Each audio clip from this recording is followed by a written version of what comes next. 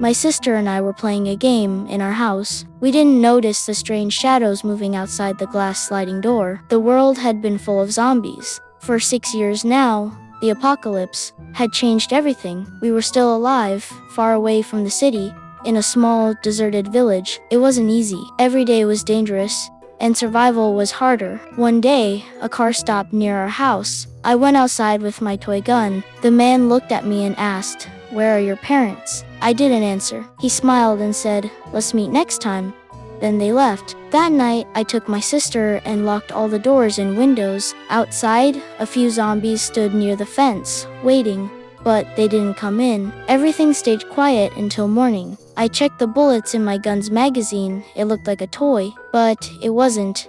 The next day, when my sister and I were playing outside again, the same pickup truck returned. The couple stepped out, and this time they seemed more serious. The man asked again, "Where are your parents?" I lied and said they had gone to the city to collect some supplies, but they didn't believe me. The woman smiled and said, "The city is hours away from here. Don't worry, we'll stay and protect you until your parents return." When they saw how much food we had and that our fridge was still running, they decided to stay in our house. The man, whose name was Jack, said he would hide their car somewhere outside. It seemed like they were running from someone. That night, I heard them talking. They sounded happy to have found this place for safety. I took my sister to the secret safe room, the same one that had kept us alive for so long. The next morning, Jack had already made breakfast, acting like this was his home. I stayed quiet, but I said one strange thing. "It will be over before you know it." When night came, I looked at my dog and asked, "Is it time?" He sniffed and slowly nodded. I picked up my sister and locked her in the safe room again. Downstairs, the couple were still relaxed, not knowing what was about to happen. The woman went to the bathroom and saw zombies outside the window. She quickly turned off the light, thinking they couldn't see her, but she didn't realize the door behind her had opened.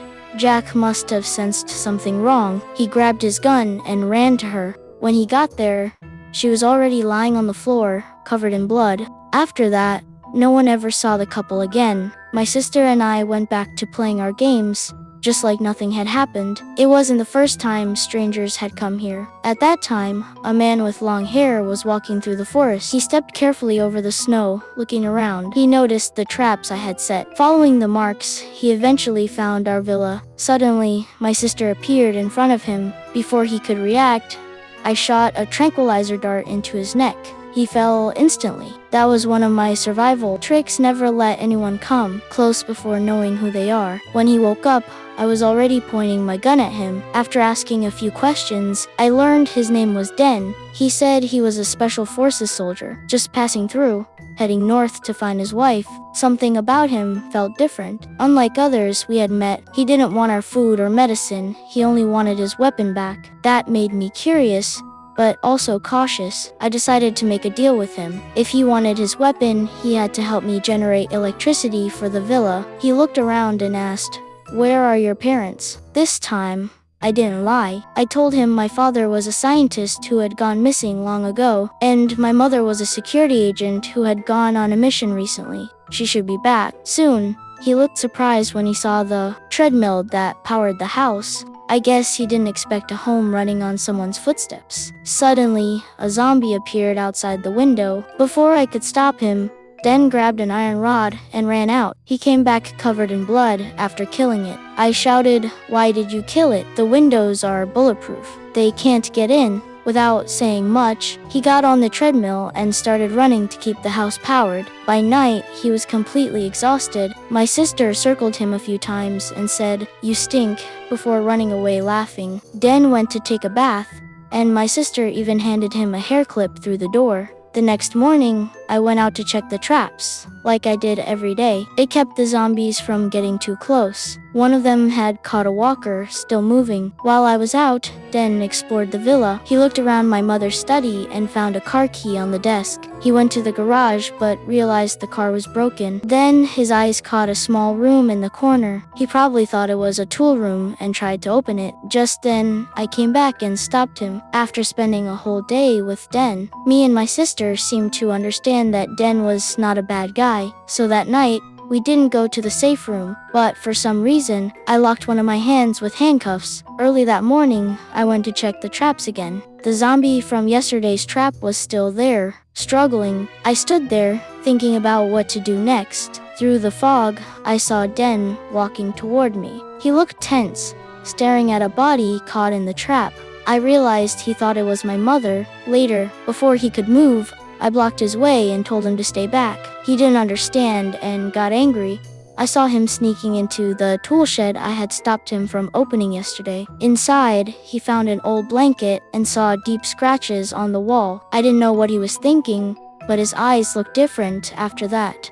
Then, a loud car horn broke the silence. Strangers had arrived. They shouted and fired their guns at the villa. Den had no weapon, and I couldn't risk exposing us. My sister stood by the upstairs window and waved her hand. Dan suddenly showed up and blew him away. The rest panicked and drove off when they saw the doors locked tight. After that, I knew Den wasn't like the others. I gave him back his gun. The next morning, he said he wanted to leave, that he still needed to find his wife.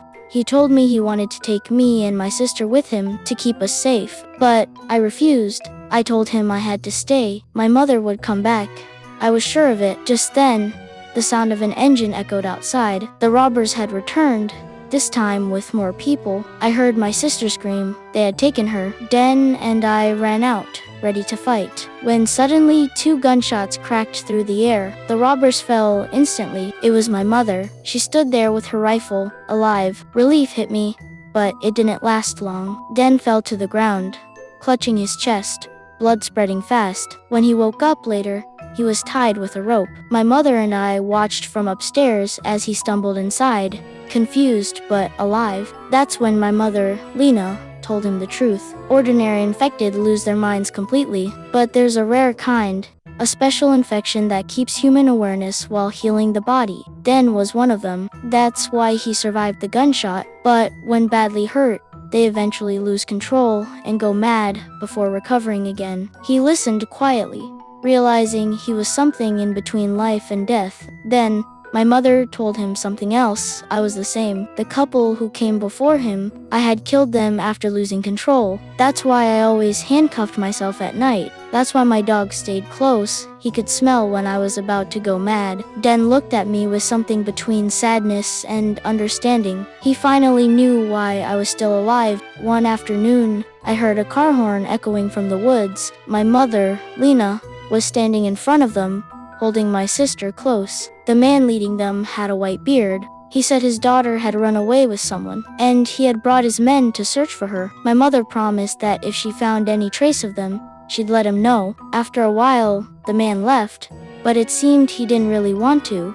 That night, Den asked my mother about our villa, why it was built here, and how it had stayed safe all this time. My mother told him something I didn't know before. The National Security Bureau had prepared for the virus outbreak years ago. They built many shelters like ours in remote places, each strong enough to last years and able to make its own power. Den looked uneasy when he heard that. He said she should have told others. Maybe more people could have survived. My mother went quiet for a while. Then she said there were things Den didn't know about me and about our family. She told him I was born with a weak heart. My father was a biologist, one of the first to discover the virus. When I was still little, he couldn't watch me suffer anymore. He took a risk.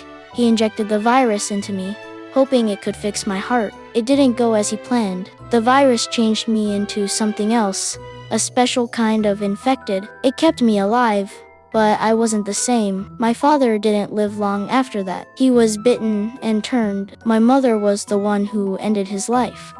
Den didn't say much afterward. He just looked at my mother with quiet respect. Over the next few days, he started helping more around the villa. It felt different having him there, like we weren't alone anymore.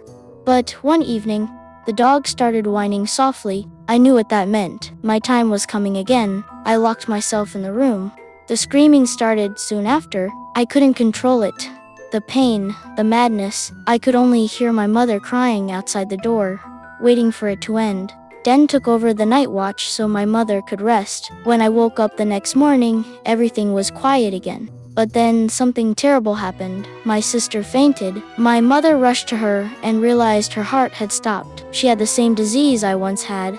Den wanted to help. He said we could use the virus to save her, like me. But my mother refused. She said what happened to me was a miracle, one that came with too much pain. She didn't want my sister to go through that life. When the time came, my mother and I stayed with her until the end. After the burial, Den said he had to leave. My mother begged him to stay, and I did too, but he only shook his head, his face calm but distant. He walked out into the rain. With my sister gone and Den away, our house suddenly became emptier and colder. Not far from our home, the white-bearded man from before found a car buried in the snow. It belonged to the couple who had once tried to take over our house. The man realized our villa was the closest shelter nearby, and he decided to come again, this time with more soldiers. That same night, Den was asleep somewhere in the forest. The noise of engines and shouting woke him up. When he saw footprints leading toward our home, he ran through the snow without stopping. He must have known something was wrong. When he arrived, soldiers had already surrounded the villa. The white-bearded man was shouting at my mother, asking where his daughter was. His men had found something that belonged to her. My mother stayed silent. Den managed to sneak inside. I was hiding in the kitchen. When I saw him, I almost couldn't believe it. He whispered to me, asking how many soldiers there were. I told him what I saw, and then he gave me a nod. He moved through the house like a shadow. One by one, the soldiers fell. I could hear the muffled gunshots and the heavy thuds, but soon he was caught. Too many of them had come. When I peeked from behind the door, I saw Den surrounded, his hands raised. Then, before anyone could stop him, he picked up a knife and cut his own throat. Everyone froze. No one understood, except my mother. She grabbed my hand and whispered, "Now." We slipped out quietly while chaos filled the hall. Moments later, the screams started. Den had gone mad again, but this time, he didn't stop. He tore through the soldiers like a storm, unstoppable, until the entire villa was drowned in death and fire. My mother and I escaped into the forest as his roaring echoed behind us. By the next morning, Den woke up among the corpses, his body covered in blood. On the table inside, he found the note my mother had left for him. She told him we were heading north, hoping that one day we'd meet again. Den smiled faintly. Then he picked up my sister's old doll, the one she loved the most, and began walking north through the snow, toward whatever was left of hope.